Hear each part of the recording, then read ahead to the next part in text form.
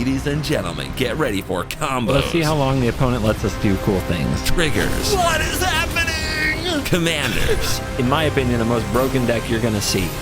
Monkeys. This is Historic Brawl. Hello and welcome back to another day in the arena. It's me at CGB, and this is the second episode of the Lord of the Rings.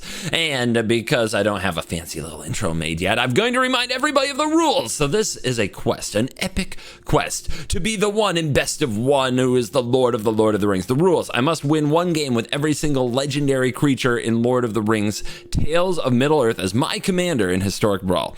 Every deck is built from scratch. Wins before turn 4 do not count, and I must cast my commander in the game for the win to count, and every single game is recorded and played on desktop so you can see the stats. So here we are. The random list generator pulled out Gollum Scheming Guide as my next commander. Gollum is a little mono black halfling horror, and this is a 2/1, and whenever Gollum Scheming Guide attacks, look at the top 2 cards of your library, put them back in any order, choose land or non-land. An opponent guesses whether the top card of your library is the chosen kind. Reveal that card. If they guessed right, remove Gollum from combat. Otherwise, you draw a card and Gollum can't be blocked this turn. So a little guessing game, a little riddling going on. Riddle me this, says Gollum. And the idea being that if you can figure out how to bamboozle your opponent, you get to draw a card and hit for 2 unblockable. And if you don't, well, nothing happens. I can tell from building this deck live on the stream, which you can go watch that VOD too if you're ever interested. And do check out my live streams if you see me live, as we'll be working on this stuff. But building the deck live, a lot of people thought that the idea for Gollum is you play aggro or you play something like Voltron where you give Gollum a bunch of weapons. I think both of those are terrible traps. Gollum at its core is not a good aggro card because if you lose, you're not dealing damage. So why would we play a 2-mana card that deals no damage? Same thing for giving Gollum swords, man. Can't be trusted, this little sucker, with a sword because it might not hit the opponent. However, there are a few weapons that trigger when you attack, not when you hit. So those do make the cut for Gollum Scheming Guide. The rest of the deck, we go with a kind of go big black over-the-top power strategy. It's kind of control-y, it can hold off the opponent, but really it's trying to do some real top-end power moves that Black has the ability to do in Historic Brawl, just doing very, very, very powerful endgames. And when I'm talking about that, I'm mostly talking about a few cards right here. One Ring, Grizzlebrand, and like Breach the Multiverse. Like, these are the go over the top cards, and the reason that Grizzlebrand in particular goes over the top: Shieldred the Apocalypse. When you're drawing cards, you can gain life. And Davriel's Soulbroker, one of the conditions can be to gain life. So we play for this end game, and we try to use Gollum to bridge the gap and get us there. Some cards that go in the deck that only Gollum really supports: Mox Amber and Spring Leaf Drum, because you have a very cheap commander. So of course you're going to play some of these cheap mana generators. So you get a few more ramp cards in your mono black deck, which is very good. Bilbo's Ring. It does equip to a halfling, which our commander is, and then whenever it attacks alone, draw a card and lose a life. Very much a doable thing in this particular deck. Can give hexproof to Gollum, so that triggers whether you win your riddle or not. Palantir. One of the problems with Gollum is if you lose the riddle battle, the cards stay on top of your deck, and they might not be what you want. However, Palantir's Scry really helps fix that, and it becomes card draw later in the game. Also, because we have a lot of very powerful, expensive cards, the Palantir is more dangerous to the opponent than they might think it is. Because just because our commander's cheap doesn't mean the rest of our deck is cheap. And then Pact Weapon also triggers on attack and is a good way to get card advantage out of Gollum Scheming Guide, as well as kind of an alt not lose con. So that's the deck. We're gonna go scheme up a win. How many games? Guess right now. How many games do you think it'll take to get a win with Gollum Scheming Guide as our commander? I'm telling you, Troxa and Italy are out there, and they're coming for us. Let's dive in. Let the riddle nonsense begin. We go first. Our opponent is Sauron, the Dark Frickin' Lord. Smeagol is scared, but we keep. This is an all-land hand, so all we have to do is draw one of those, like, really, really busted powerful cards. And we are doing it.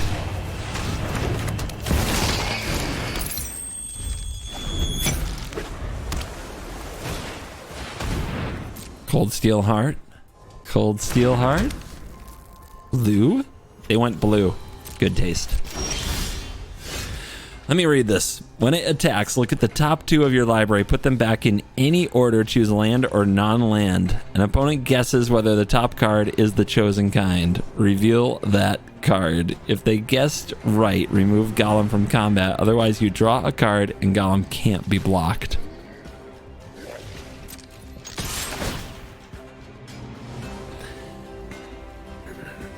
These stay on top, right? Put them back in any order. They're going to pick land because that's a smart thing to do. They're not going to pick non-land. They're going to pick land. Because even randomly, 2/3 of the time, they'll be right. So they're going to pick non-land. Wait, I pick. Okay, let me read this again. I believe that the top card of my library is a non-land.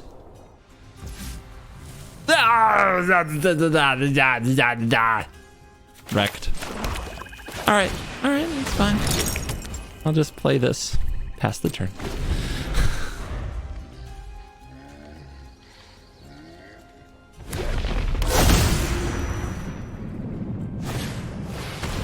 Ramps from the opponent.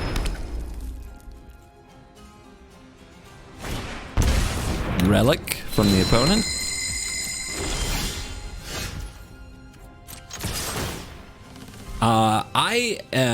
I believe that the top card of my library is a land. Destroyed! We figured them out. We played them like a fiddle for our amusement.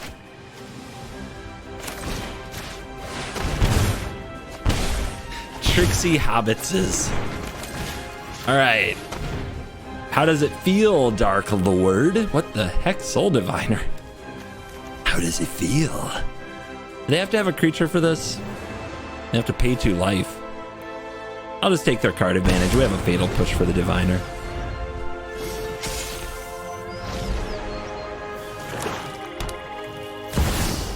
Here he is. Opponent's like, well, they played Invoke Despair. This can't be blocked, right? Draw a card and Gollum can't be blocked. We do it before combat. What did I do last time? I said land and it was a non-land. They'll never predict I would do it again. It's a land. No! They figured me out. Lily.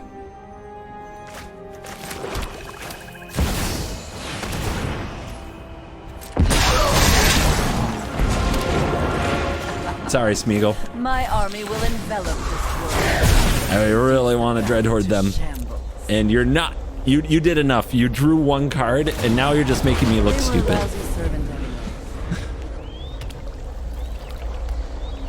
You're making me look bad in front of my friend, Smeagol.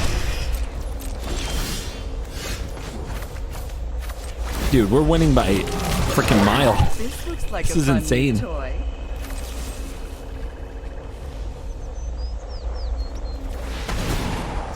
Get that, Dark Lord. Get him. Smeagol does it, baby. Card is busted. Drew us an Invoke Despair on turn 2. Powered up Mox Amber. Absolutely cracked. We're going to do a victory lap because Smeagol's doing so well, and our opponent is Italy, which is fair and balanced MTG. We're on the play. His hand is so slow. I mean, this is the kind of... If they're in our hand, they're not in our deck. And if they're not in our deck, Italy can't take them.